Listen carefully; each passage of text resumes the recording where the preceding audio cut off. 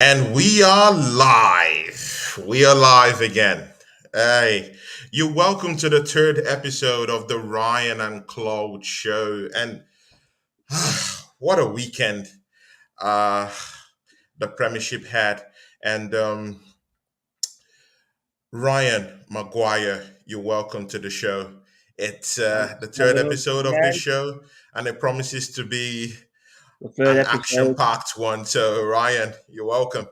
the most. Uh, It's the third episode, the one that we've got possibly the most to talk about. I think this week. yeah. Surprises pretty much at every surprises Surprises or everywhere, fireworks everywhere. surprises. Some of them least, not as much, but Yeah, ones that we kind of suspected might happen, but didn't actually think they would happen to the extent that they happened. yeah, yeah, exactly. And Ryan, how is the weather down there in the UK? Yeah, yeah, Um, Good. It's been a bit rainy, but the temperature's been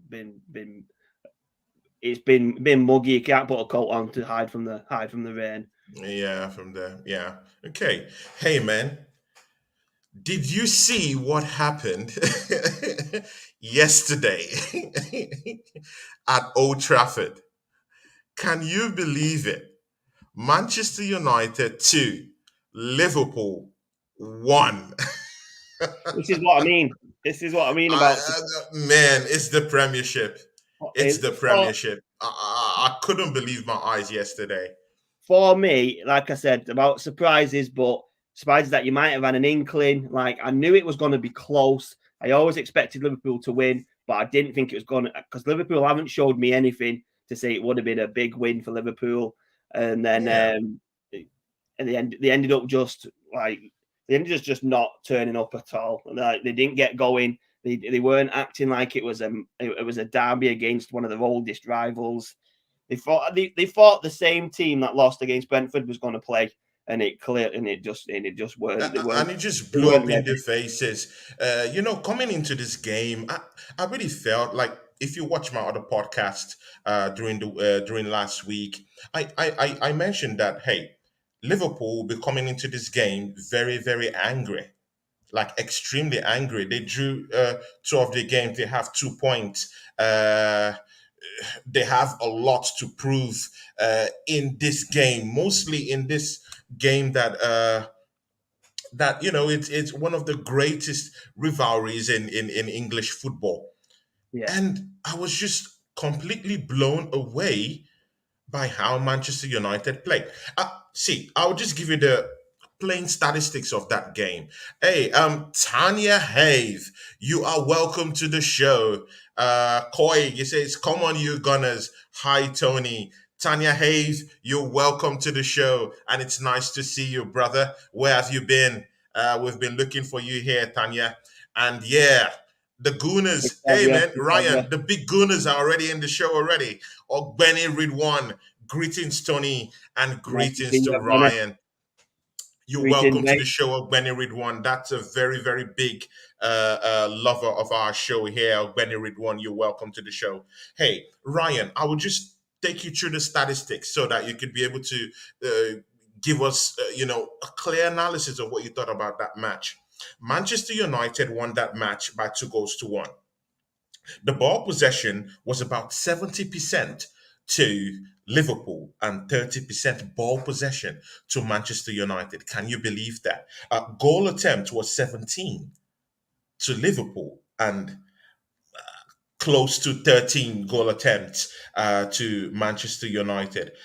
Five shots on goals for Manchester United, and also same five. For Liverpool, shot of goals was seven for Liverpool and four for Manchester United. But just check the statistics out. Free kicks for Liverpool was 12, while for Manchester United it was six. Corner kicks for Liverpool was at about eight, while for Manchester United, six. But out of this, out of all these, statistics in this game, the one that really blew my mind off was that Liverpool had 70% of the whole match, while Manchester United just went with their meager 30, got their goals, and just had a very, very amazing defensive display. Malaysia, absolutely outstanding yesterday. Martinez was like a guy I totally did not even really understand. I was like, is this the same Martinez that was actually dragged and aired out in the game against Brentford? And it came all to me as a shock. What's your analysis of that game, Ryan Maguire? Give us an in-depth analysis of that game and what you thought about the game. Just make it as cool as possible for us and for our viewers. Makil Woko, you're welcome to the show. Makil, you're welcome to the show. The Gooners have started to come to the show. You're welcome, Welcome, Makil. Matthew. Welcome. See ya. Tanya Hove, he says, my apologies, Gunners. My network has been poor. I understand that, Tanya. Ryan, please just give us an analysis of what you think about that game yesterday. Well, like you're saying with Martinez, we seen why they call him the butcher over there, Yeah, over there in Holland. He's shown yesterday why they've signed him, why they've gone for him. It was a really, really good performance from him. He was so aggressive. He just what you clearly wanted to win, and it was good in the air as well, considering it's hard. It's harsh on what's his height? 5'9". That's the same size as me. I don't think I'm that small. But from what like a min, they're like a minion or something. But I don't know. Well, he held his own. He held his own very well. He was yeah. exactly what they needed. They needed that fight and that spirit, and he capitulated on it 100%. And then, like saying that Malacia was really, really good as well. Spectacular. He was running. This is the Yeah, first time he's actually having his first full game for Manchester United. And just look at what he achieved in that game. That shed is his. That position it's locked down for him, as it seems right now. What do you think? yeah, 100%, 100%. The like you said, obviously the stats don't tell the true picture, do they? Because obviously Yeah, Liverpool having 70%. Obviously, Klopp said afterwards that he felt like Liverpool should have won it. Don't know where he's getting that from. yeah, But he's probably getting that from the fact that they had more of the ball. But it's not how much you have the ball; it's what you do with it. And exactly.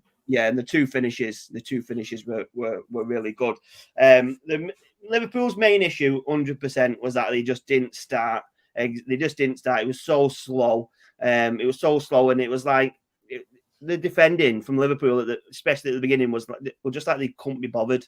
Yeah. Van Dijk didn't look like he was trying at all. It was Van shocking. Dijk was moping at the ball. He was Yeah, just moping. He put his two hands, just yeah, beside him. He was just moping at the ball. And I was like, of course, there are times when, defenders, should I say defenders or some certain players hit top form, during some certain seasons. And there's a kind of season where you've achieved everything that you need to achieve with a team, and you're just a little bit relaxed in that position. Do you think he was relaxed in that position yesterday? I think so, 100%. Um, it's either that or he just really underestimated him. It was right at the beginning, and when it was about I don't know about 5 minutes in or whatever, when Alanga hit the post. I Yeah, just I knew I just had a feeling from then that Liverpool was going to lose it. Not necessarily United was going to win it, just the fact that Liverpool was going to lose it, because even then Van Dijk wasn't busting a gut to get that ball when Alanga had it. And then the goal was shocking for me, because you've got Fernandez stood there pointing to where Sancho should place the ball. And Van Dijk oh surely my can see god. Fernandez. He can see where he's pointing. He can see Sancho having the ball for what felt like 5 minutes.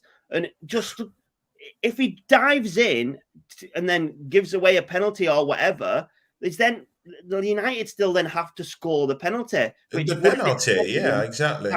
pretty much an open net. He had the full side of the net to put it in, and great composure, great, not taking away from Sancho. He's great on the ball. He's great Yeah, composure he to was get it just so in. But composed in Van- slotting that ball yeah, into that. He just calmly did it, and James Milner was just rushing to to make that tackle, and He just, I don't know, was a bit Well, clumsy to me. well, that was it. Milner was rushing in, even if it was clumsy. Rush in, try and get the ball. Just try and stop him from scoring. Don't just stand there and let it happen. He did it twice.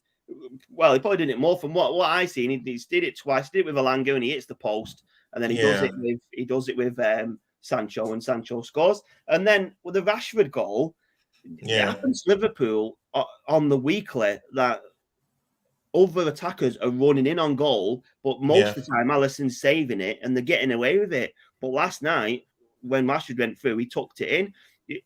You just feel like a lot of the teams are going to go for Liverpool now, and you got to Yeah, exactly. look They at have this. a complete blueprint of how to Yeah, how to get into that already. Anyway, you look Effects Go Plus. You're welcome to the show. Is our friend from Nigeria. Greetings, guys. We have a Chelsea fan in watching. Nigeria watching too. Thank you, Effects. Co Plus, you're welcome to the show. Thank you for coming here and chopping it up with the crew. Ryan, you were saying something. What like you've got to look at the Liverpool the first three games now. Obviously, they're not going to not going to panic or whatever. But the first game against Fulham, they could have and should have rightly lost. The second game, they was growing into it. They looked like they might have nicked it, but with getting sent off, they still shouldn't have really. They shouldn't have won it really. Then they've gone to United. They've lost to United. The clubs are going to be looking at Liverpool now, and obviously they've got injuries, they've got people to come, but they've lost Mane, and for me, it really shows they've lost that he's not. They've To be very not sincere, replaced do him you yet. now see the gap that Mane has left in that Liverpool team? He's left a very, very big hole in that Liverpool team. I don't think that any replacement can get the amount of goals that Mane brings. Let's even forget about the goals that brought to that Liverpool team. The energy that he brought to that team, the poise he brought to that team, the collective cohesion he gave that front three, Firmino, Salah, when they were there together.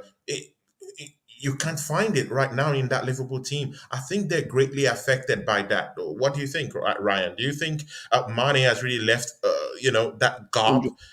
And do you Yeah. really see Nunez filling that hole that Mane left? Well, obviously Nunez is the different player, and he is the striker, and you're looking at Diaz to step up, and Diaz is obviously really good, but the just the sheer numbers of Mane's goal, he's just pretty much the top scorer near enough every season. Exactly. Yeah. And like you're Yeah. saying, off when he's not scoring, he's starting the moves or he's assisting. He's involved with pretty much every Liverpool attack, and he just it's going to take some replacing. But end of the day, players do move on. Every player needs replacing at some point, but they they need to do it in quick. Obviously, they might not replace. They might just go with what they've got. I still think once the injured players come back, like you're saying, Firmino, no Jota as well. Yeah. Um, Thiago was missing Thiago, too. yeah, Thiago was missing. Thiago. Yeah, they miss his trickery. In that midfield, he left a gap down there. So Yeah. it was very clear to see. But okay, let's just take a look at Manchester United. Manchester United coming from back-to-back losses from minnows, and the confidence is low. Their strikers aren't scoring. Rashford missing his shooting boots. Ronaldo complaining all the time. And he wasn't even putting in the goals that he was supposed to even bury at Brentford. Sancho was also missing in the action too. But coming into this game, I saw a kind of like a renewed belief in that Manchester United team. The way they set up, uh, which should give us a little bit of an understanding of how Ten Hag wants to play with that team. Of course, he wants to play from the back, but we also saw some little tactical switches and changes that he brought to that Manchester United team. And of course, for them to win that match 2-0, it surely shows that that was a tactical masterclass. He big clock to it. What do you think? Yeah, 100%. I mean, even at half time when he's taken Elanga off, phoned Martial on, put Rashford more central, and that 100% got him the second goal. It was a great move. I do think they've got a solid manager in Ten Hag. Like we've been saying, it's going to take them time. They're going to just look at what Arsenal have done. Just give him the time, give him the resources he Yeah, needs, and surely he will get exactly. him back. He'll get him back to there, even if it's just on sheer determined, like they showed yesterday. That can get you over the Yeah. line most of the time. Exactly. Let's look at what Ogbeni Ridwan is, a top gunner, guys. Ogbeni Ridwan. And he says here about Van Dijk. I sense he plays. Ryan, I want you to listen to this stuff he's saying about Van Dijk. I sense he plays with too much confidence. He moves on and off the ball with too much ease. What do you think about that, Ryan? Because it's just like what we're talking about. He's playing too confident. Like you should be moving for that ball. What was Rashford doing alone, having all that space to slot in that second goal? He shouldn't have that much space, and it's totally unlike Van Dijk, who was this strong 6 foot plus defender. I'm saying that in the past tense because in recent games is a shadow of himself. I don't really know what's going on, but would you answer that question for Benny Ridwan? Yeah, 100%. I mean, it's like the Van Dijk of 3 years ago. For some, Yeah. they were saying, "Oh, he's gone all season. No one's dribbled past him. No one takes him on. You can't do this. You can't do that." You can see now the attackers are just running at him. No one's got the fear. No one's got fear anymore. The attackers they're the, not the aiming fear is for him, gone. but they're The not fear factor scared. is really gone. Mitrovic showed it. Rashford showed it yesterday. Sancho showed in the fact that Van Dijk's not gonna even try and bring you down. That's like I would have liked to see him just try and clatter him, just to get the ball off him, and he's Yeah. not even doing that. It was, and then obviously, like I said, with the Alanga chance at the beginning, where he's just strolling. As Alanga shoots, Van Dijk's just strolling. It's like get Yeah. there, get the ball, but like 100%. I don't know if it's too much confidence or he's done everything he can with Liverpool. Maybe getting to the end of it. I don't know. I don't know what's running through his mind. But obviously, he's still a top defender, but he's not got the fear that he once had. 100% not. Um, where do you really think that this particular match? Uh, do you really think that Manchester United fans should be excited with what they saw yesterday, or do you think they should just exercise a little bit of caution? Personally, I really feel that they should exercise a little bit of caution because that game yesterday, we all know there's this thing about rivalries. Manchester United and Liverpool is the biggest rivalry in English football. We all know that. So definitely, we understand that the whole rules of the game will be thrown apart. It doesn't matter if one team lost 3 games or 4 games or 5 games in a row and the other team won. It was going to be a definite battle at Old Trafford. But with the outcome of yesterday's game, with what Ten Hag tried to do and how the team obviously carried out that plan yesterday with their defensive structure back to what we know, what Manchester United used to be, do you think Manchester United fan base should be excited with what they saw yesterday going I forward? think I think it 100% gives the team a stepping stone now. That they've finally got one win under the belt. Just even if it was against Nottingham Forest, just to get that one win under the belt will boost some confidence. But the fact they've done it against Liverpool, even better. But like I said last week, it's one of them games where anything could happen. You've seen Liverpool go to Old Trafford and win 4-0 or something daft like that years ago, and it's just Yeah, one of them games where it could be it's very rarely where there's no action or there's nothing to talk about. It could have been anything. I don't think Liverpool are going to be too worried about the result. They should be more worried about the way they played. To be fair, I don't think they're going to be more worried about the result. But United should definitely use it as a stepping stone. They just need to continue that determination against the smaller teams and against the teams around them, Yeah. and then they can move forward. Just obviously what we're seeing against Brentford was them not trying, and it didn't look like they gave a toss.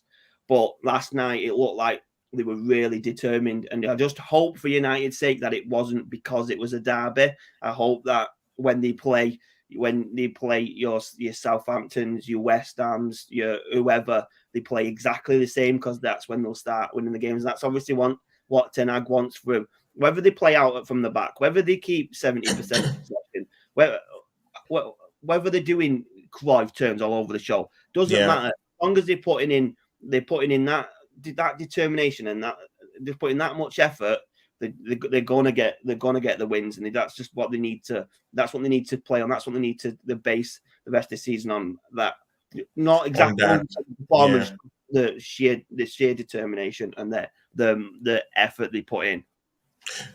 Now, check out this scenario now. In yesterday's match, there was an obvious guy missing in that match. I'm sorry, the guy bears your surname.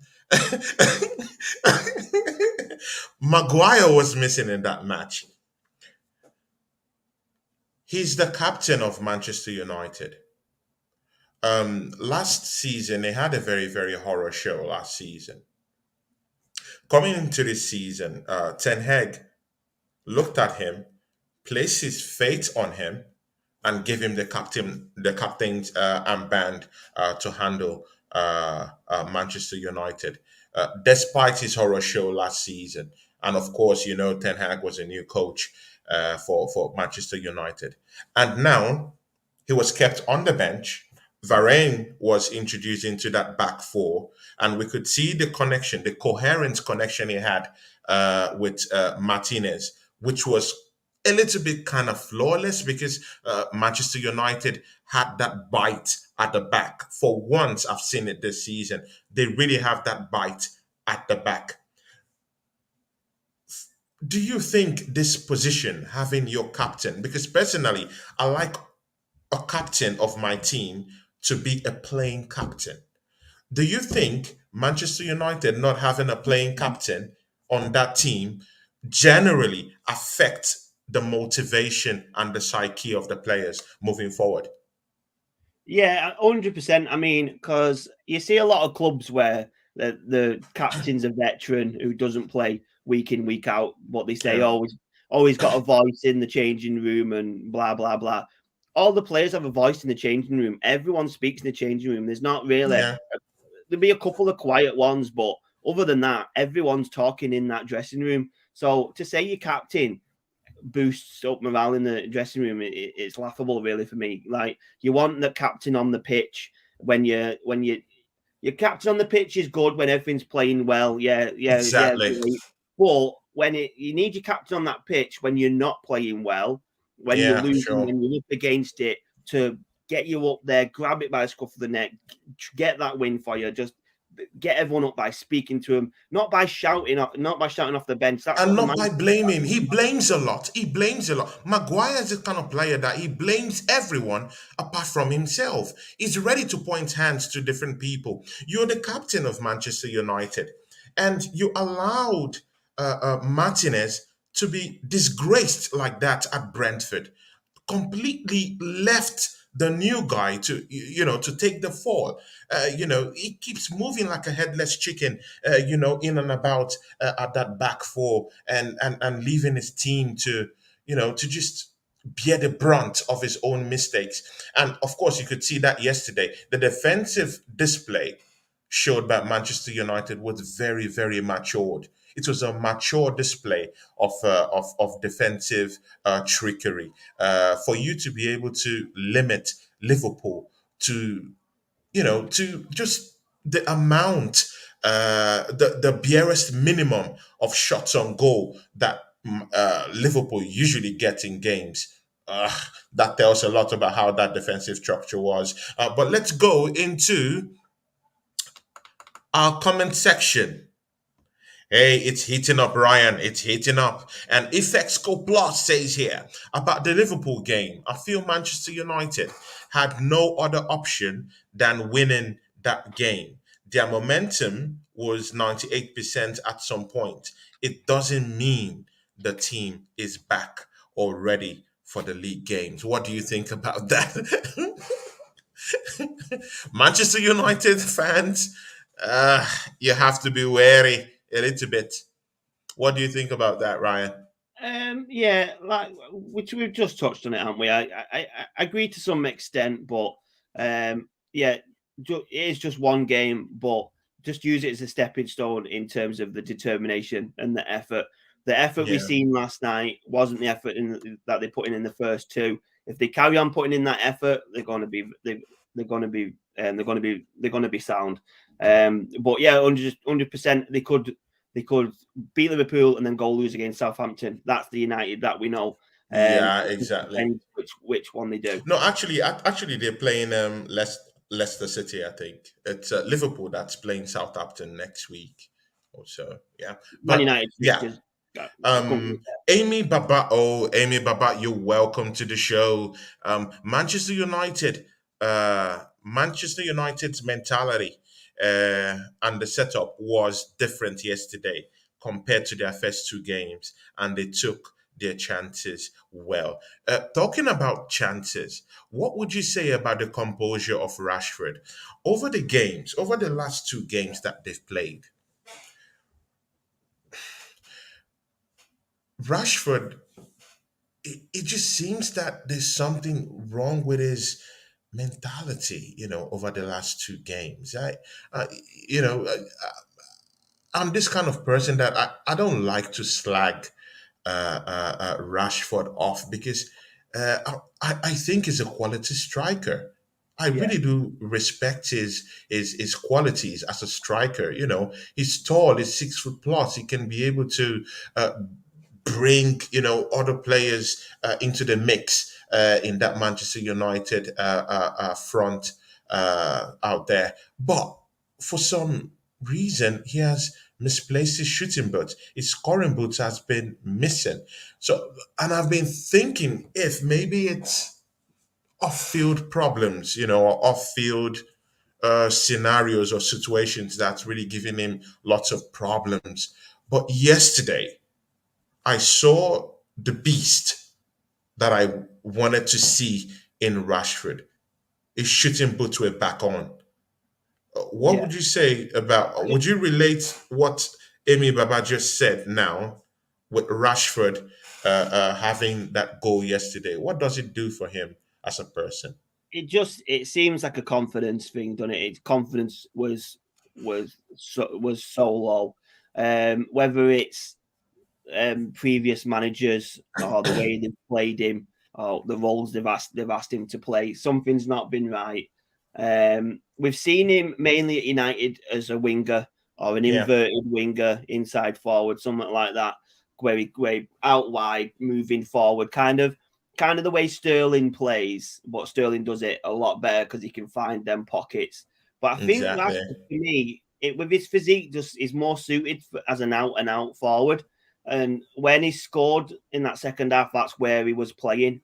Obviously, Ronaldo's that big shadow at the minute there that he's competing with, and don't know where his head's at the minute. Yeah, I feel like maybe with Ten Hag coming in, it hopefully should boost his confidence if it's the right manager for him. If Ten Hag wants him to play where Rashford wants to play. Other than that, I did think when we had the PSG links for Rashford, I thought a nice clean break would have been perfect for him just to get for out him, right? To just somewhere clear like his head a little bit, right? Paris where the strikers look good, don't they? They've got a lot of time and it's a bit softer. Well, every league's softer than the Premier League, to be fair, but I just think a clean break would have done him wonders. I remember about 2 years ago he was linked with Arsenal.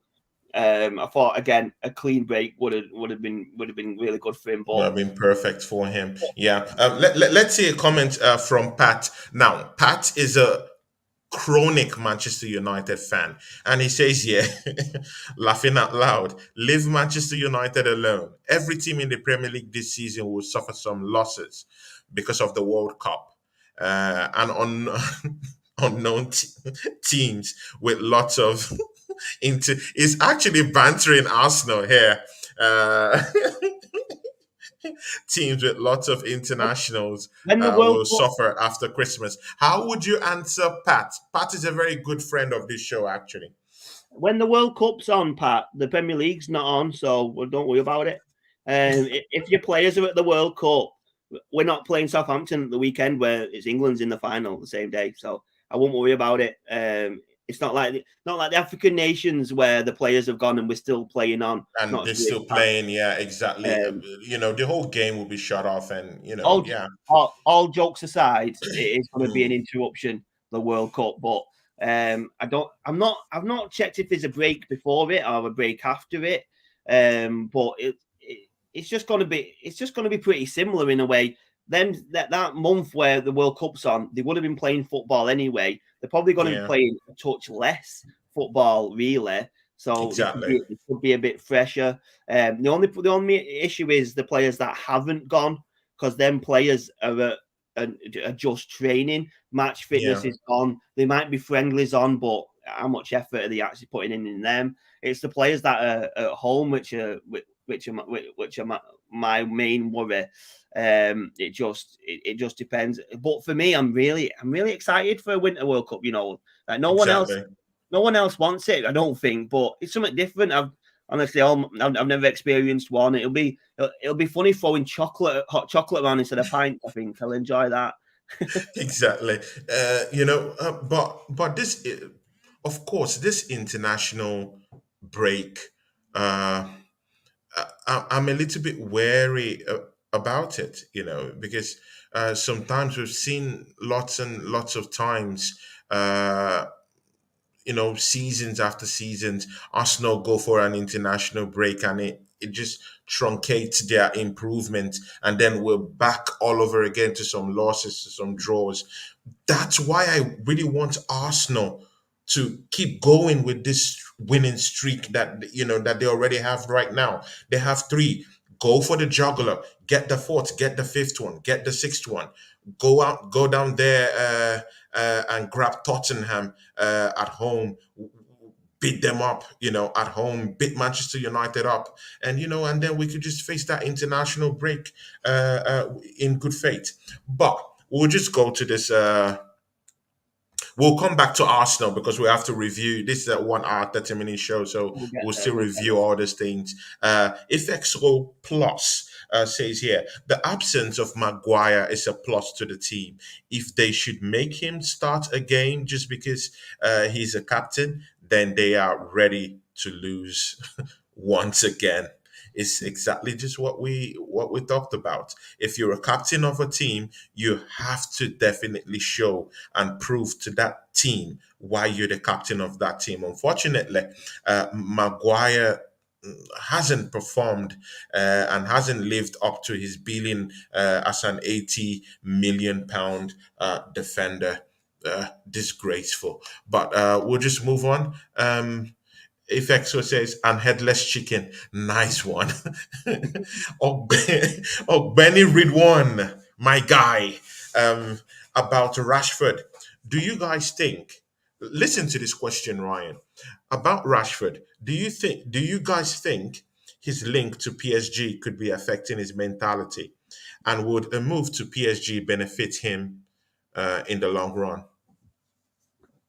I don't think it's strictly the fact he's been linked to PSG. No, that mainly because before then, last season he wasn't himself, and there weren't links then. I just think it's the way it must be something to do with training, the way the clubs run, and something in his personal life. Maybe I don't know, but something was definitely affecting him. Obviously, he looked better last night. Whether or not He still might not be 100%. We yet to know, but I definitely thought of the PSG move would be beneficial to him 110% because Yeah. he'd look good in that league as well. And any negative feelings he's got with the club, maybe with the owners or the fact that the fans protesting or anything like that, he can just get a clean break from. Obviously, the PSG fans are tough though. So you're Yeah. walking out the United fans and you're going into their ultras, which were possibly worse. But if he's on their side, if he gets them on his side, then that'd be great for him. But yeah, 100%. I did think it would be a good move for him. But if he plays like he did last night for United, he gets his confidence back. Yeah. He'll be in the England squad, no doubt. So he'd probably end up sticking it out now, maybe at United. Ryan, there comes a time in a player's life that you just have to start enjoying football back again. You understand that kind of feeling, right? Like you're just in a place and everything is just drab. Things aren't working. You're not scoring goals. The team cohesion isn't working properly. The chemistry in the team is damp. The fans are slagging you morning, day, and night. Every day of the week, the fan base is slagging you. There comes a time you think to yourself, if uh, if a kind of like a big team comes around for me, I think I will live because I need to find that sweet spot again. I need to enjoy football again. I think this is the phase that Rashford is in, but it's very, very difficult for him to make that kind of rash decision because of course he grew up within the ranks of Manchester United. Manchester United is his boyhood club. He loves Manchester United. He grew up a Manc, and uh, I don't really see him giving up on Manchester United. And mind you, is also I think is he a sir or a knight in the English kingdom? It's probably possibly OBE or MBE. Yeah, I think it's an OBE. I think Yeah, MBE is a higher yeah, one. I think it's an 100%. OBE. Like you're saying, he's a man. He grew up in Withington and Stretford, which is absolute stones from Yeah, United. stone throw to Like United. the thing is with United, obviously, they're in the spotlight 100% because of the year they've had under Fergie. Since the early 90s, they were completely dominant, pretty much up until Fergie leaving. So all the fans now have grown up with that. The older ones Yeah, have got used to that as well. They didn't have it yeah, beforehand because it was Liverpool, and then it was United, and for nigh on 20 years they were completely dominant. So they've yeah, got used to that now, and obviously they're still living in that. They still expect it. They've got so much. The spotlight's on them. The fans expect it pretty much. So pretty much. even third, fourth, fifth, it's looking like the fans are going to be against you, thinking you're Yeah, rubbish because of what they expect, because of what they expects had from under you. Fergie. So Yeah, maybe with the fans, they might have to just think, listen, we're not that top 1-2 club anymore, or at the minute. So if we are going steady and we are getting fourth, and if we do get fourth or we get fifth, have that as a good season, as a season to as momentum to step on from the seasons ahead. yeah, But at the minute with United, they still think that Fergie's the manager, and they still think they should be there. Like when we laughed at the Arnautovic links, obviously it was funny from the outside, but the United fans were like, "No, we don't deserve Arnautovic. We're too big for him." No, you're not. That's the kind you're of not. player at the minute that you've We'll be attracted. discussing this we'll be discussing this at length because why Manchester United game is very very important on this show. It's because their game was played yesterday with Liverpool. And of course we have an in-house podcaster, Ola of the United family, and me and he'll be going back and forth. He has actually I spoke to Ola today after the match. Not after the match. I I think bet you did. It was earlier today, and Ola was, I bet he popped up at having the high woodwork. spirits. Exactly, he's smiling again. So me and he There will was be no battling it out. nowhere No on way to Thursday after Brentford. from 8 p.m. Of course, I have a different show coming up on Thursday. There'll be a special guest on the show, but I will let you know. So I'll be going back to back on Thursday. There'll be a show from 7 to 8 p.m. and from 8 p.m. to 9 p.m. So I'll let you guys in on that at the end of the show. Yeah, we have Pat who is saying here now, Ryan. Pat is he doesn't like Arsenal. I know him very well. He's a staunch Manchester United uh, fan. He doesn't like anything Arsenal. Hope you heard this evening that Arsenal has appeared on FPP rules book. They are investigating Arsenal. Well, we're not sure about all those stories. Yeah, I saw it today, but until we get the total details of what was the infringement or what they are investigating, I would not say any other thing about that. Of course, I read about it today, but I'll just wait till they make their findings, and then we can be able to discuss about that. Hey, let's move forward. Ryan, this team is up for the teams or for your coveted award of Banter Team of the Week. Ryan, what do you say? Chelsea 0, Leeds 3. I'll let you do the honors for this. I'll let you do the honors for this. What Yeah, what a shambles. shocking. I mean, they start Disgraceful. they start they started well. They Yeah. had a couple of chances. Sterling went close. I think he had one disallowed, and then they just kind of went right. Go on, Leeds, you have a go, and Leeds smashed 3 goals past them, and it was honestly, and it was a shambles, wasn't it? It was shocking. You can't take it away from Leeds as well. It was a very good performance from Leeds. They did exactly what they set out to do, but Chelsea they weren't stern. They had practically no backbone. They weren't standing up to it. They weren't winning the second balls. They weren't making enough challenges, and when they were fouls.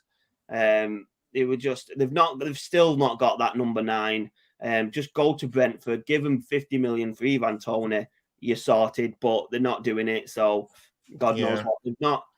They've not had a really good transfer window. It just looks like they've seen who everyone else is targeting and then targeted themselves. There's a lot of work needs doing at Chelsea. I said at the beginning of the season, we're still at the beginning of the season now, mind you, but Definitely. I said at the very beginning that I wasn't worried by Chelsea. I still am not worried by Chelsea, especially the Tottenham game where they had many chances, too many chances Yeah. to put it to bed, and they just didn't. They don't worry me whatsoever. And if they don't improve on performances like that, Leeds will beat them 3-0. Other teams will beat them. There's a lot better teams in the league. There might not be there might not be many harder working teams. The Leeds players, like the fans, they play for that badge, they shout for that badge, and they've really got that mentality where they put in the work in every game. And if, In like I every said with game. United, if someone's going to outwork you, they're more than likely going to beat you. And that's just what they did with Chelsea yesterday. And Chelsea just need to up the performance, up the effort. Otherwise, that 4th place, which is about 8 teams going for 4th at the minute, that At 4th a place is minute, not yeah. good. Chelsea at the minute, not a chance. Ryan, what do you think? You see, yeah, the Premier League is the best league in the world. We all know this, and that's a fact. But the Premier League has a way of humbling, of humbling fans and players alike. When Koulibaly came in this summer, the Chelsea fan base were, they were very ecstatic about that signing, and uh, they believed that okay, he's good, he's done great things for Napoli, and then he scored a goal, in one of their matches this season, and then Koulibaly gets a red card. It's just like it's just like your typical superhero kind of stuff going on here. You're a hero last week, and this week you turn into the villain, Villain, of your team, and that was a very very good way to say, Koulibaly, you are welcome to the Premiership. innit? Koulibaly was red carded. Koulibaly, what were you doing? A red card in a very, very important game against Leeds, where you're away and you know that the team really needs you, because Leeds are that kind of team that when they get, when they get going around their front, at least on that good offensive play, they're very, very dangerous. Rodrigo wants to run ragged. Harrison was just running the show in that midfield. It was just pure. I don't know. They had. I don't want to sound like as if Chelsea never made runs. The game was a bit competitive, but I just feel like Leeds were just very, very clinical with their chances at the end of the day. While Chelsea are still missing that strike, that striker, that number 9 striker. I keep reiterating this. Sterling is not a number 9. He's nothing like a number 9. He doesn't have the height for a number 9. Yes, he has the speed to compensate, for that striking position, but his game comes alight when you bring him from the wing. He's not a number 9. He's not a He's not a striker. He's a winger, and I think all these dynamics joined together, uh, it's spelling disaster for Chelsea. And again, Cucurella, who had a very very good game against Tottenham, comes into this game with Leeds, and he looked quite ordinary. He had lots of chances to just pass very, very good passes or through balls into the 18-yard box. It's either he shot them, out, or he just misplaced those passes. Uh, Quite not the kind of Chelsea team we're accustomed with. What do you I think think? I think Cucurella had a good game against Tottenham. It was good. It was good there, but I don't think not many of them really turned up against Leeds. And if you don't turn up in the Premier League, you're not getting anything, are you? You're not getting anything, yeah, Like you say, yeah. yeah, they weren't making the runs stuff like that, but they weren't. They just weren't carving out that many chances. But obviously, when Leeds did, they got the goal. But and obviously, we forgot to mention the first goal. What was Mendy doing at all? It wasn't as if he'd been given the ball. It wasn't like he was given the ball while the defender was on him. The defender was about 12 yards away. The attacker, sorry, was about 12 yards away. And he's just absolutely dawdled on the ball, he thought he was Messi for 2 minutes. And then the next minute, the new signing for Leeds has bagged it in back at net. But wait. Chelsea have a certain keeper they bought for a large sum of money called Kepa. I hope you guys still remember Kepa out there. And Was that? Kepa, when he was brought into that team, he made high profile mistakes and he was sent straight to the bench. Don't you think it's time Kepa comes back and takes the helms of affairs in that goalkeeping position? Mendy has, he's is up for some very, very costly mistakes that has cost Chelsea a lot in recent games. And I think he should taste the bench a little bit. What do you think about that? Um, no, I don't think so. No. I feel like Mendy has been, he might have had these one or two. I think he's been very strong otherwise. But for me, Kepa is not the one. I can't stand him. That the whole incident when Sarri was the manager in the League Cup final, when Sarri was taking him off and didn't want to come off, and he was playing injured 1 minute and not wanting to go off the next minute. He should have gone then for me, because you can't have that too much of a breakdown with the player and the manager. I don't know who he thinks he is, because he's not good enough to be telling the manager that he's not coming off. If Ramsdale said that to Arteta, You would not off. see Ramsdale again. It's totally off. Is, It's off. It's off the team. He won't even 100%. play. Ifexco, who is also a Chelsea fan, doubles down on that. He says Chelsea players went to a bar in London, had too many drinks before the game. Check out Mendy. He couldn't see the ball and the opponent coming towards him. I just felt Mendy, he completely had a game to forget. I don't know. Chelsea's form this season, it's up and down, and I don't know. The race for that top four this season, it's going to be a long shot, don't you think, Ryan? I don't think the form's up and down. I think it's just down. They've got one. Honestly, they've got one victory against a very subpar Everton, which was a penalty. They didn't look convincing whatsoever. They've had Tottenham at home, which they've not won, that they should. They've got battered by Leeds. They've not been up and down. They've just been down. It's a bad start for them. And other teams around you, teams like Newcastle, Wolves, Arsenal, Tottenham. Even though Tottenham didn't lose, did this Tottenham? So these teams aren't worried. I don't think teams are worried about Chelsea at the minute, unless they made 2 or 3 quality signings. But I can't see that happening either. Yeah.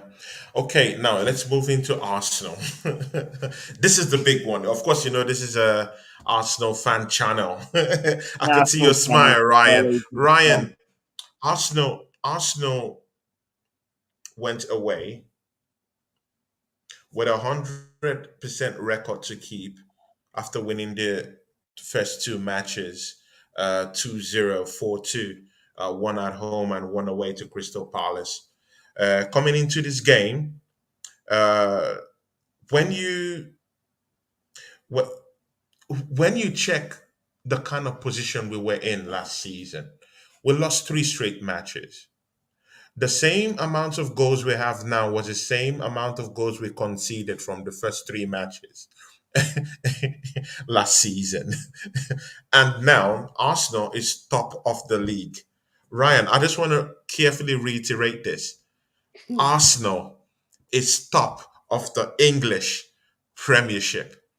No one saw this coming. Everyone slacked us. No one gave us a chance entering into the season. And suddenly, Arsenal come up with 100% record. Arsenal has only conceded 2 goals this season, and we've put up to 9 goals this season. And we've won 2 games away. Ryan, give me an in-depth analysis of what you think about Arsenal's chances this season. Is the league coming back home this season? We're not just top. We're clear. We're 2 points clear. They might as well just give us the league now. It's over and done with. It's over. But to be fair, right? Obviously, I say that jokingly, but you spoke to someone else on your channel, didn't you? After one game, his team was top of the league, and it was all, look who's top.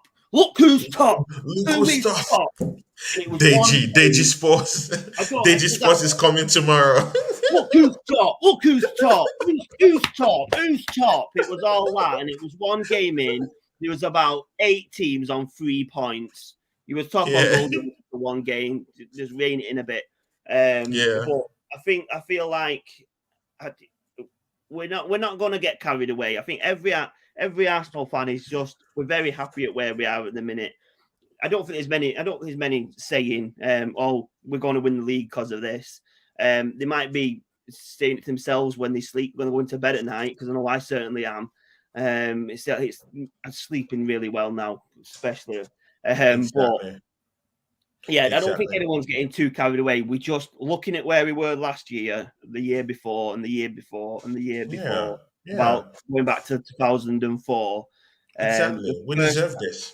The first time we fielded the same team in the first 3 games since the Invincibles. It just shows you that we're happy. We're happy with the squad. We're happy with the first team. Honestly, I feel like we're 2 or 3 signings away for being for being contenders, not winners, just contenders. Someone to worry about. But you see with you've seen the City game, you've seen Liverpool United. There's no reason why we can't beat all There's of no them. reason why we cannot dream. Like, yeah. I'm tired. I'm sick and tired of all these mainstream podcasters coming to tell Arsenal that we don't have a shot at this. Look at that Liverpool team. Look at your superheroes that you're pushing down our throats that they're going to destroy us this season. Just look at Liverpool. Liverpool can't even they can't score. They can't get goals.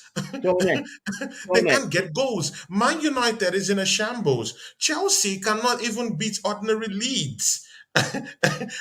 Arsenal, even with a lackluster team, destroyed Leeds at home in their home last season.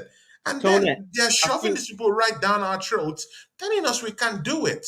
I don't understand this talk.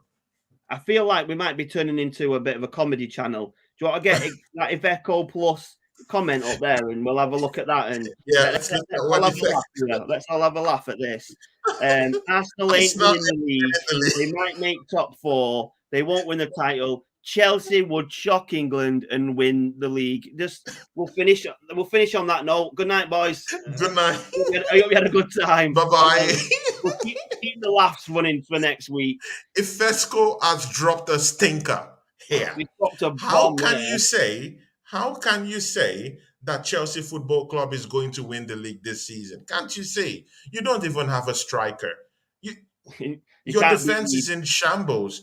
Koulibaly is out of that defensive structure right now. And so in your next two games, you'll be biting dust again. Well, I hope to see Chelsea come back. Let's see what's going to happen. But you cannot tell me that Arsenal doesn't have a genuine chance of winning this league. Look at the kind of game we're playing. We're playing champagne football. Look at Saliba at the back, Ryan. Just look at Thomas Party. Like the way he marshals that midfield, he just he does it so effortlessly. He looks around for midfielders to help around him, and he just tosses the ball here and there, just so easy. He galvanizes that midfield, and just look at Xhaka. Xhaka's like a new signing. Xhaka is now looking for assists and helps our offensive gameplay. Like, this is totally shocking from a player last season who was raking up red cards and yellow cards, and the fans bashing him throughout last season and wanting him to leave. I wanted Xhaka to leave last season. I even wanted him to leave by this summer. But hey, God, I don't. I actually want him in that team right now. Seeing the kind of assist he is given, seeing the way he helps our attack, and seeing how he comes back to help Thomas Partey when there's a need to mop up defensive duties around the midfield. And then there is that truck at the back called Saliba. What will you say about this? I feel Xhaka looks like he's had Just a sum new. it up for these guys here. Sum it up for them. I think Xhaka just looks like he's had a new lease of life. He's got a stronger defense behind him, so he's not worried about tracking back or being out of position. He's being put in his natural position, more CM centre mid to attacking, get the defensive out of him, and he can just prevail. We've seen him in the right positions. It was great, even though it looked. His assist for Saliba at the weekend looked very easy. All he did was bring it down and pass it, and it looked very easy. And the only reason Yeah. was because of how good he is as a player. He made it look easy, and it weren't easy at all. It was in the box where he brought it down. There's pressure. A lot of people are shooting from there, but to be able to look around before that ball's at his chest, is seeing Saliba and he's made a decision and bringing it down and passing it. It was brilliant.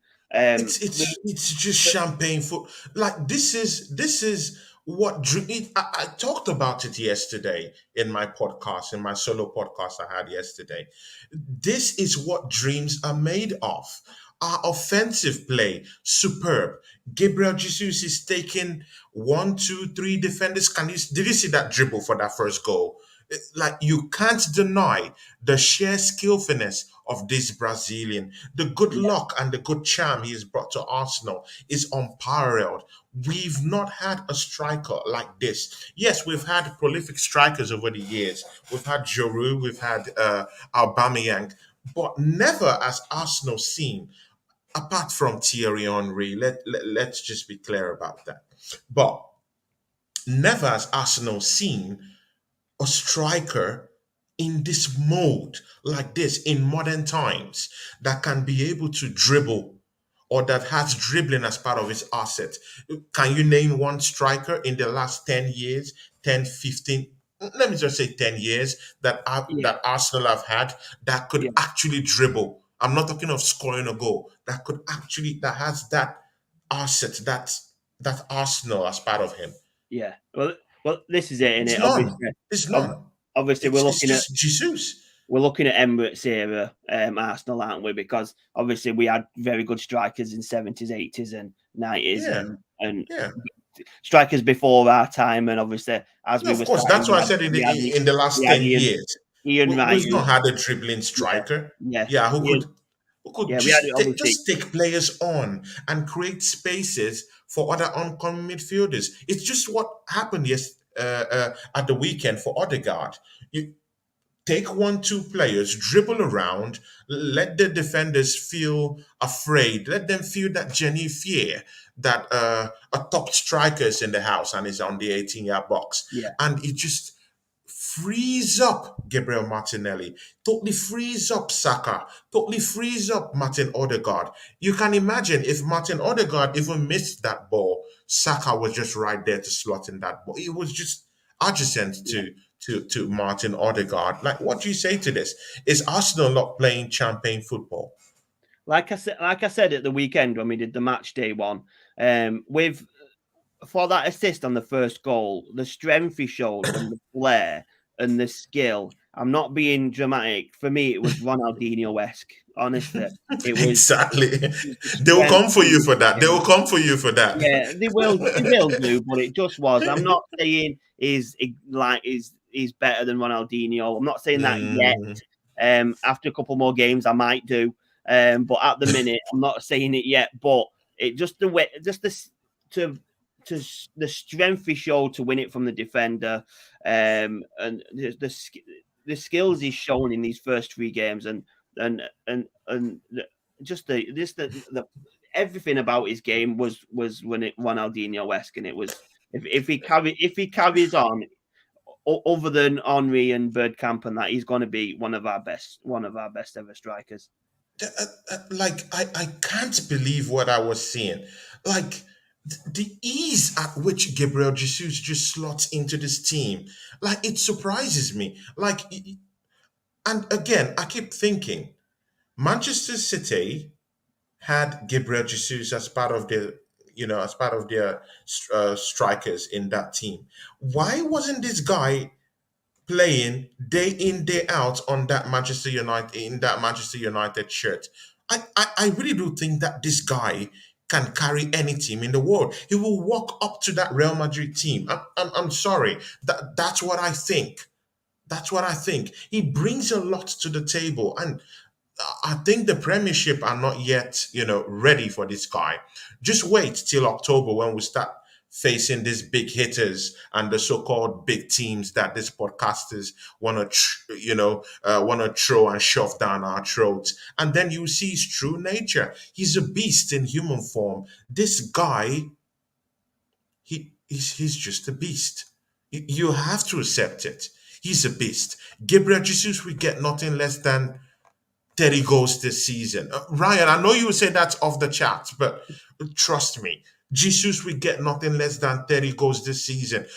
I want every fan here, every Manchester United, Chelsea fan out here, to come back to this station and mock me if Gabriel Jesus doesn't get at least 25 goals this season. Come back here and make a public show of me. I'm really waiting for that. I'm waiting for that. I'm I waiting feel, for that.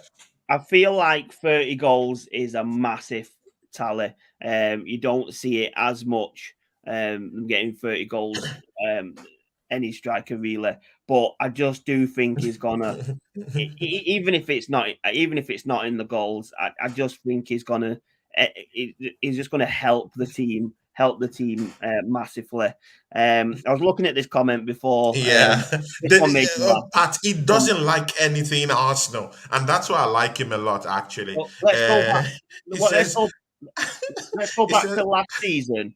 And before the season started, we had no hope. 3 games in, we had no hope. At the game after Christmas last season, we nearly beat Man City at home, and that was when we was at the most yeah, confidence. exactly, So yeah.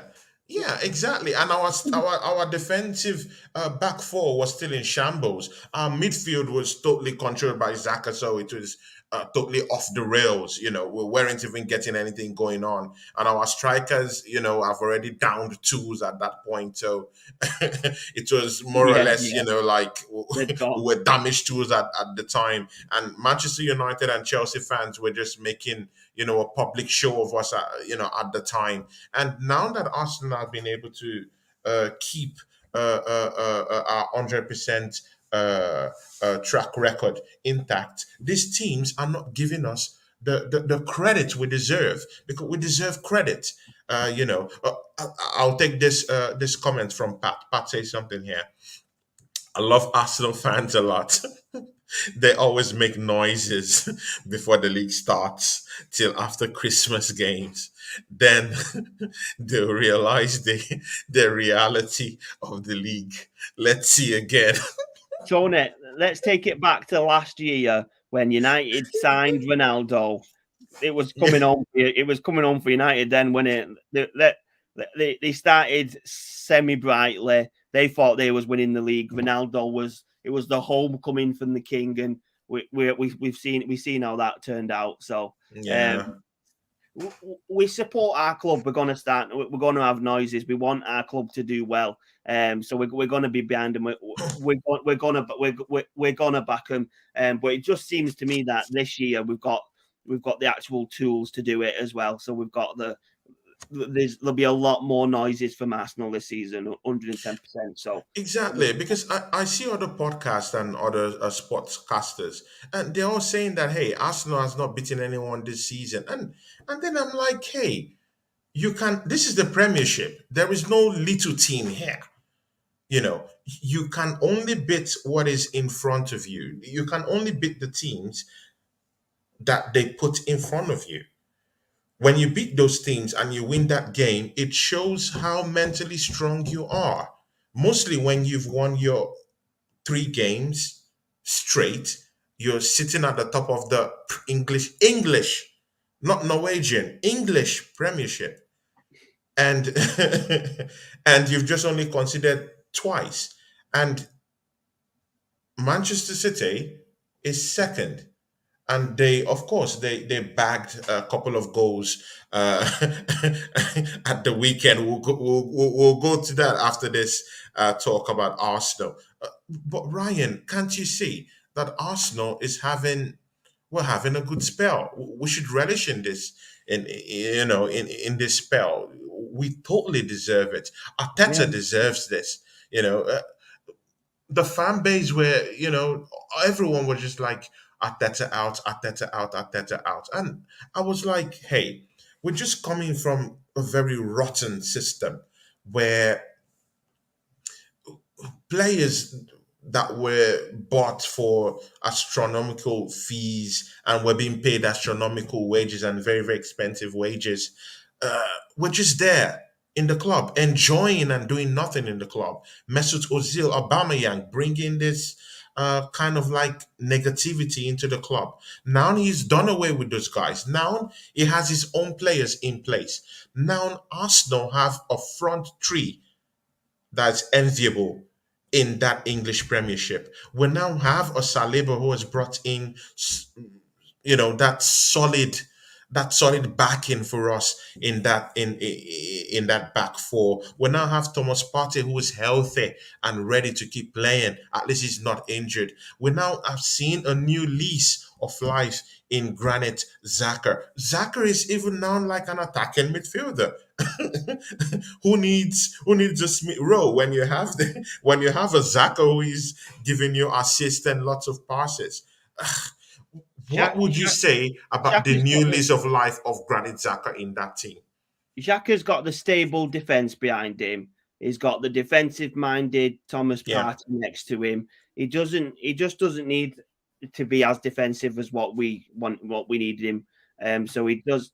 Like I feel like for the past couple of years, maybe not yeah, last year, but the year before that and one before yeah, that, because of how weak our defense was, that Xhaka, especially when he was captain, felt the need to be back there helping yeah. out as much as he can. And if that just determination more than anything, determination over skill, and he didn't have the skill to be there. He's not the mindset of a defender, so he's gonna get found out there, especially at some points when he was actually put as left back. So Yeah.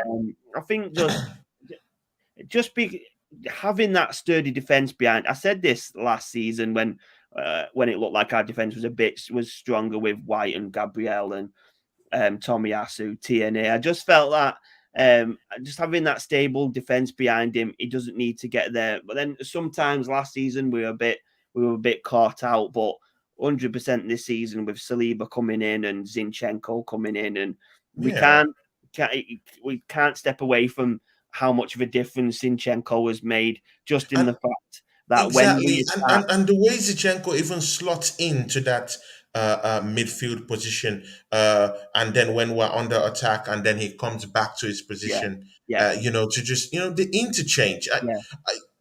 That's why Mikel Arteta was always emphasizing on duality of players. But the fan base, they don't really understand these dynamics that Arteta was trying to achieve. But I do accept that right now Arteta now has the players that he wants in the club. He has to deliver. That's one thing I can say. Okay, I would hold Arteta to. He has to deliver. We now have a striker that Okay, could Tony. outrightly give us steady goals. So if we has to deliver, what in terms of what position do you think is acceptable for him to deliver? See, Ryan, we should be going for this league. We should be going for the league title. We should be winning this league. Can't you see what's happening to Manchester United is dead. They're dead meat. They're just see. Forget what happened yesterday. Yesterday was it's a rivalry. It's the biggest rivalry in English football. So we throw form and everything away. Manchester United is dead. Liverpool is missing Mane. Those guys, they can't come correct this season. They can't. I don't see them replacing Mane's goals this season. Mostly Nunez, who is just coming in. I don't see them doing magic. Manchester City have just shown that they're not invincibles. See what happened at St. James Park. 3 goals shipped in St. James Park. I know in recent seasons it's not an easy place to go to, but if you're the champions of the English Premiership and you go into St. James Park and you're shipping 3 goals and you're just escaping St. James Park with with a draw, well, it shows a lot about your defensive structure, isn't it? Um, I do, I do think we should be there or thereabouts, entering your third position, even better second. But although City drew yesterday, I do think it was a good result for them, just in the fact that they were 3-1 down. If they were winning 3-0 and Newcastle came back to 3-3, I'd be talking a lot differently about it. But just the fact that But the if fact you but if you're the 3-1 down, champions and you have a Haaland in your team, you have a Kevin De Bruyne in your team, you have a Bernardo Silva in your team, and you have Grealish who is walking up on the flanks, you should be spanking a Newcastle team in St James Park with at no, least 3 to 4 goals, no, I don't. I considering the don't. kind of players that they have. I think Newcastle are going to be very high this season. They've got Eddie Howe's doing a very good job. They've got top players. Newcastle, Guimaraes, Maxima, even Callum Wilson on his day is class. The Botman in defence, Trippier. They've got a top squad. Newcastle. And obviously, Haaland kind of did step up. He got that second goal. That second goal, right? Yeah, Bernardo Silva stepped up. He got that equalising goal. I just feel like every other team in the league, if they're losing 3-1 at St James's Park, they're not coming back. But City have that mentality to get it back. Even though they didn't win, it would have felt in the dressing room. I bet it felt pretty good for them. I can see Newcastle turning near enough every team over. Hopefully not Arsenal. I think we lost in St James Park last season. I think so, I was there. Yeah, we did. Oh, you were there, right? yeah, it wasn't. We did. Not just that Newcastle beat us, we didn't turn up at all. But I feel like that was old Arsenal. This is the new Arsenal. This is the new Arsenal. See, Ryan. See, I don't want all this other fan base to bully Arsenal, because I felt that Arsenal has been brutalized for this past seasons. We turn into the banter club for these other clubs to completely banter us and laugh at us and mock us, with hate and we've been made a public show of, in all these past seasons. But this season, I really think that Arsenal, we should be excited. But okay, Manchester City, they drew the game 3-3. What are the game against West Ham versus Brighton? That was one that I was looking at West Ham to bounce back, but Brighton just seemed so strong. Trossard just kept troubling them. What do you think? Expected West Ham to bounce back 100%, but I don't know what's happening in the fact that Skamaka's not starting again. He scored midweek. Coming in the Prem, he's not starting. That Maxwell Cornet should be starting for me. And then West Ham just didn't look like they're showing up 100%. The game last week they played well at the Forest. They had a good game. They was kind of unlucky to lose, but I think the Brighton game was pretty even as well. But Brighton just had that killer instinct. I don't think Xhaka's ever got 4 red cards I don't. You see, that's what I'm telling you. We're the most hated team. We're the most hated team ever.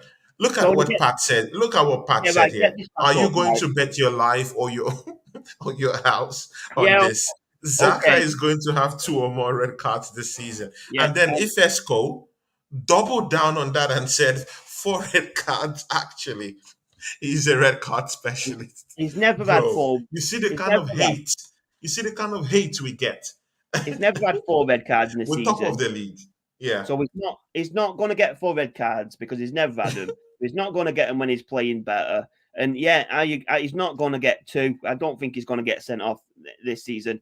I tell you what I will do, Pat. I won't put my house on it because I don't think I'm able to. I don't know how I would do that. I'm all right, but I can't pick it up. So I'm not going to be able to do that. So, but what I will do is I'll try and find a bookmaker who will let me put it on for Xhaka to not get sent off this season, and I'll show that slip up next time I'm here because Ryan, if I were you, I won't put that because granite is a fuse. Anything can happen with him, but provided he keeps giving us this assist and Partey actually frees him up and relieves him from all those defensive duties that he has had to do alone in that midfield, then I don't see him getting a red card this season. He could just keep playing that champagne football.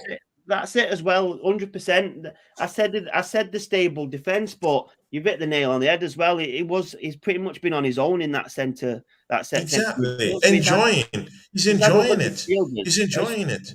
Yeah, at some point he had Özil next to him, who obviously going forward on his day was A a passenger really in the good team. player, A but not passenger. but coming back. He's not coming back. Xhaka's the He's not only coming one coming back. back. Yeah, exactly. Yeah.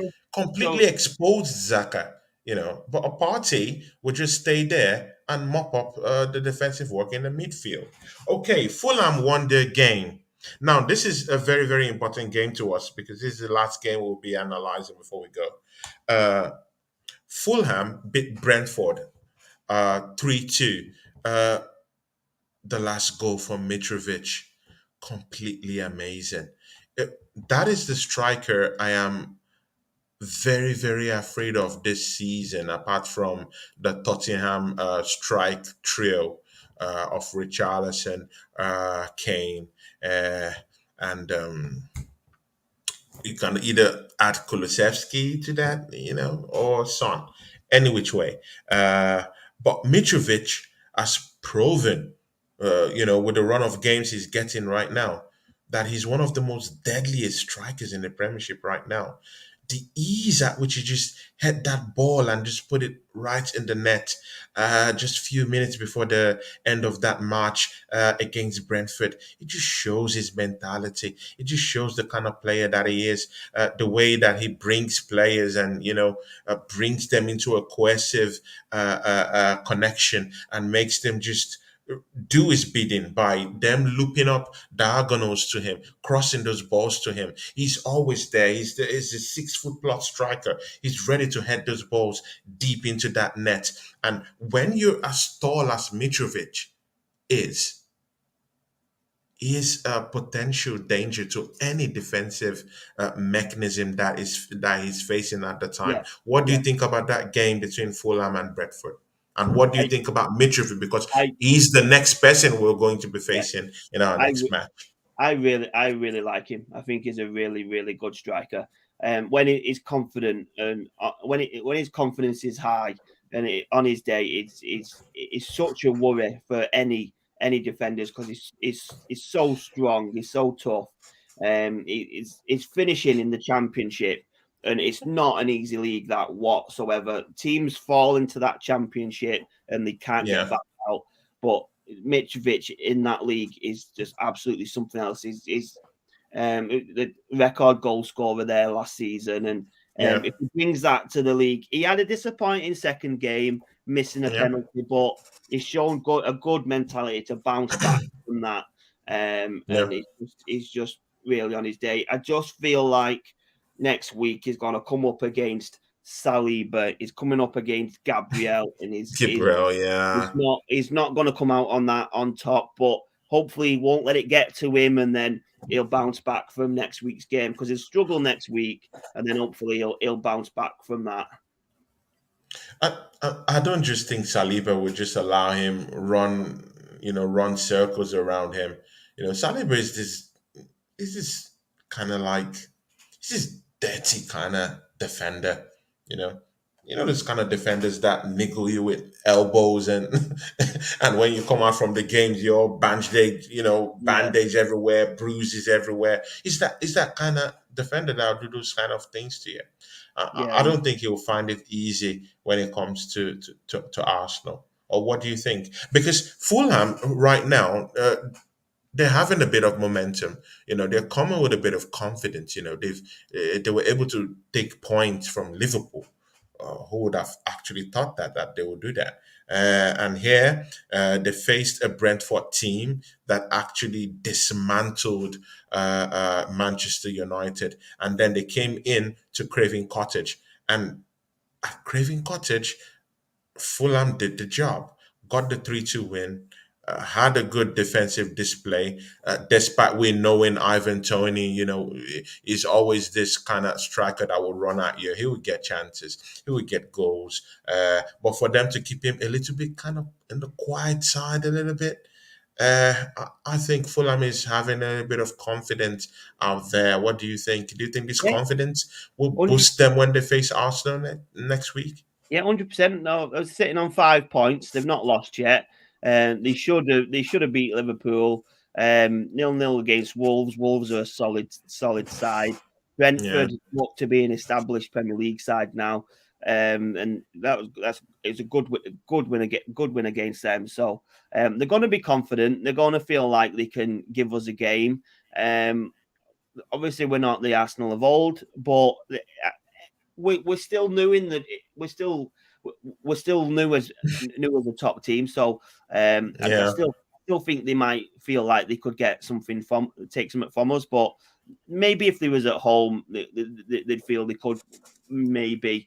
But yeah, I feel like this is a game that Fulham are probably going to write off maybe, but. We'll see. Hopefully, they turn up, give us a good game because it's always good to watch. I don't want to be too confident. I don't want to be too dismissive of Fulham because Premier League, Yeah. anyone can beat anyone on the day. Anyone can be beaten. Yeah, exactly.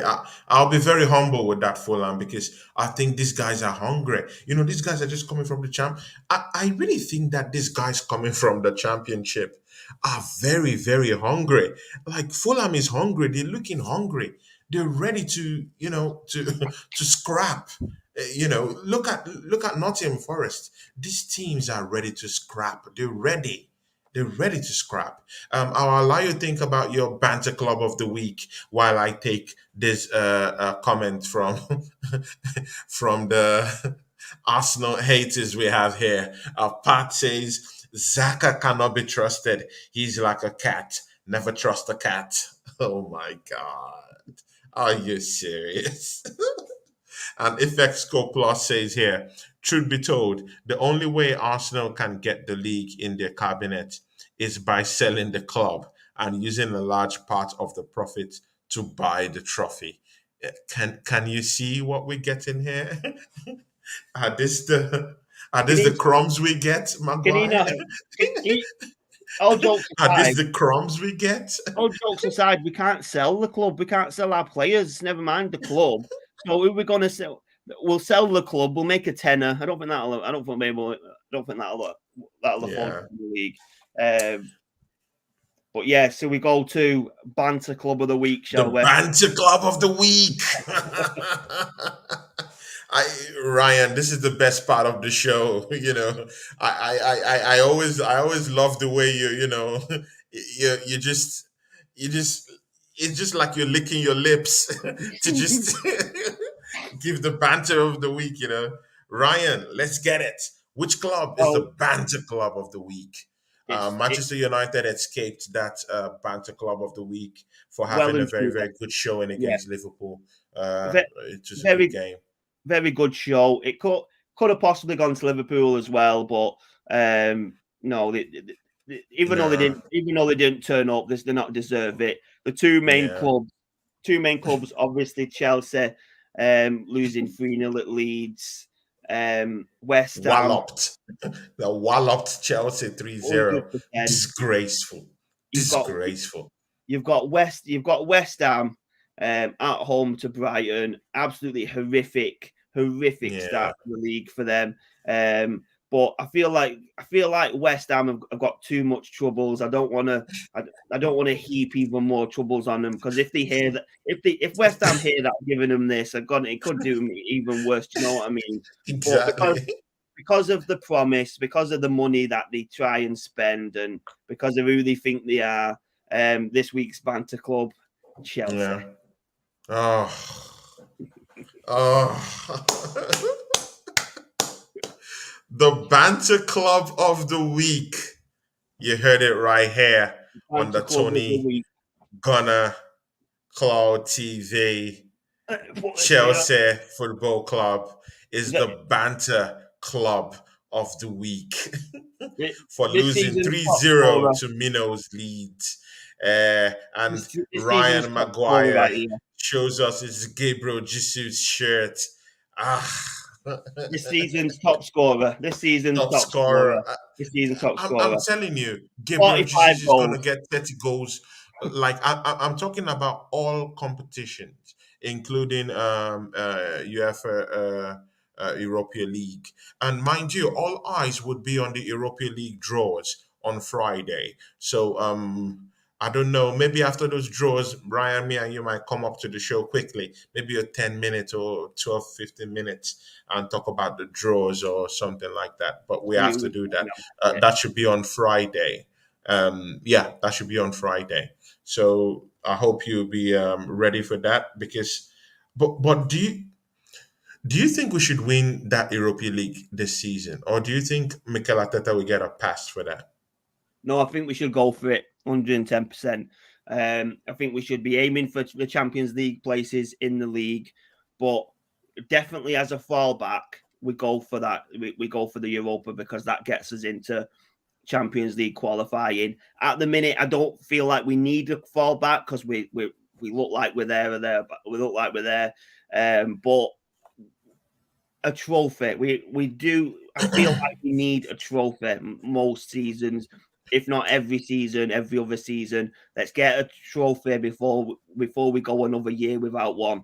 Let's aim for an FA Cup or a League Cup or especially an Europa League, a European tournament. Then we can play in the Super Cup next season, which is Yeah. always a good game. Yeah, that 100%. Let's go for that this year.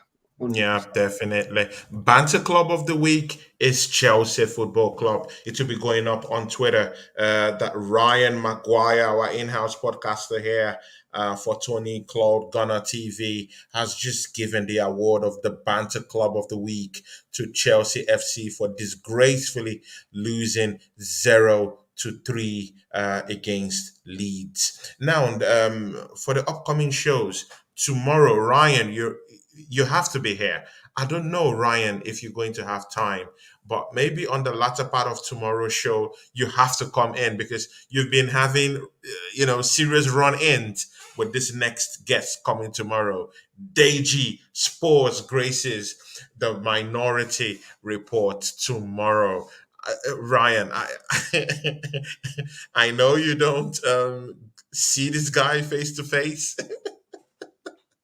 Well, I would like you to have a run in on Deji Sports because, but I'm targeting a day when Sports is going to lose their game.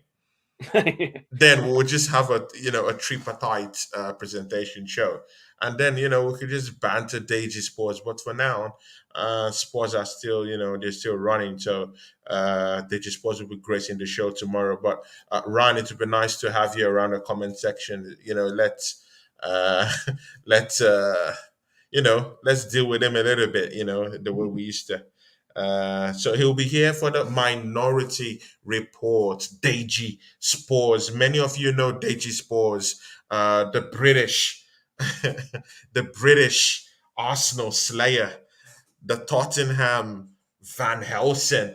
He'll be here tomorrow. He'll be gracing the show on another flagship show of ours, The Minority Report. So please, you have to be here because you're a Tottenham fan. So you have to come here. Let's give him a little bit of banter as we talk Arsenal and Tottenham together with Deji Spores, the world famous Deji Spores.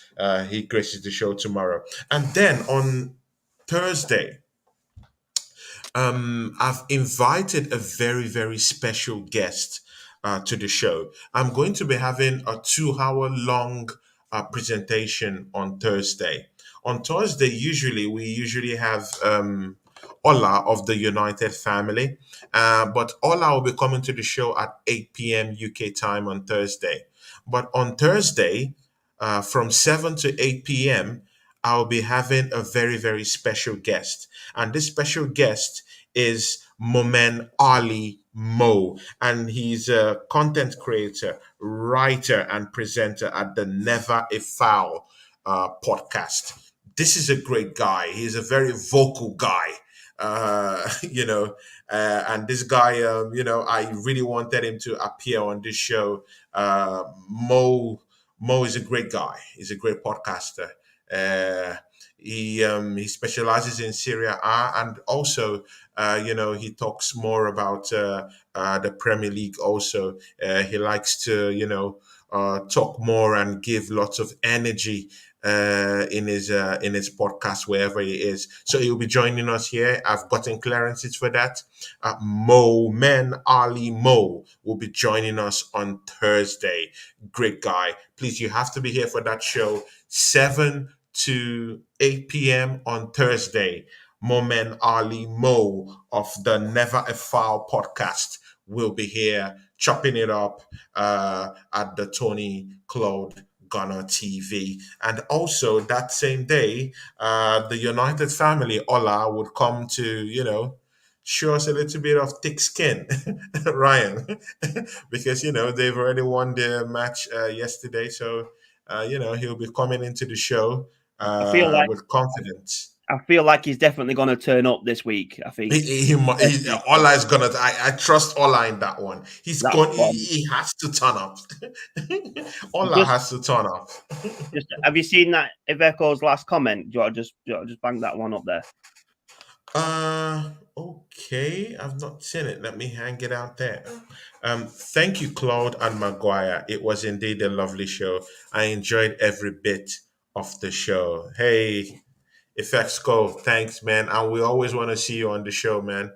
You're a brother. You're a brother here. So What I please just just keep what I gracing just the show.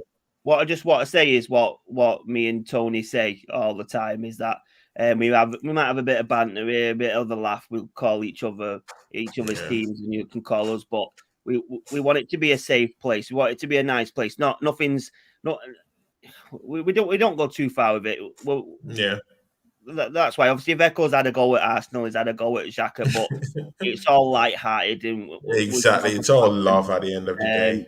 Again, just everyone, thanks for your comments. Thanks for watching. Just like, Thanks. subscribe, comment below any questions, and we'll always answer them last week. Just God bless everyone. Yeah. And please, you guys should look for Ryan Maguire on Twitter. Ryan, I don't know, is your Ryan, I think maybe from our next show, you have to write down your Twitter account, or as part of your name or something like that, so that viewers can be able to go down there to Twitter and get to add Ryan Maguire. Apart from he being a podcaster, he is also a business partner in my TV channel here. So and Ryan and Claude Show is the flagship show for this channel. So you're always going to see me and Ryan doing our thing all the time. So yeah, Ryan, what a show! What a show! Thanks for today, man. You made Thanks today very much. rock as usual. So definitely, I think you'll be back here on I think maybe on Saturday. Well, we'll talk about the Arsenal and Fulham game, or the games that will be played at the time, or during the weekend. I think you'll be here with Ola, so we could talk about the game. Yeah, we'll definitely do a Premier League review. Yeah, post game Uh, show. with the last game on a Saturday, we could do it then, or maybe even after the Sunday game, so we can look at all of them. Whichever ones we'll find one, and we'll put it out there so everyone knows. Yeah, I'll put it out there. So you guys, please join me tomorrow as I welcome to the show Deji Spores. It's always, you know what it's all about. You know what Deji is all about. Come see Deji tomorrow. The world famous Deji Spores. He graces the show from 8 p.m. UK time and 10 p.m. Finnish time tomorrow. And on Thursday, I have a special guest, very, very special guest, Momen Ali from the Never a Foul podcast. So he'll be here. He's a specialist in both the Premiership and the Serie A. Very tough guy. It would be nice to have him here. And Momen, we're looking forward to having that interview with you. And of course, I'll also be appearing on his podcast also. So he's a great guy. So please watch out for him on Thursday, 7 p.m. to 8 p.m. And then I'll be slugging it out with Ola of the United family, who is also a resident podcaster on Tony Cloud Gunner TV. Me and he will be talking about Manchester United. United and Arsenal at the same time. And we'll also be previewing, the weekend games to come. So please join us, like, subscribe to our channel, and spread this to your friends and family. Thank you very, very much, everyone. And we'll see you soon. Ryan, thank you very much, man. I'll see you soon during the weekend for our post-game show. Have a nice day, man. God bless. Thanks. God bless you. Bye.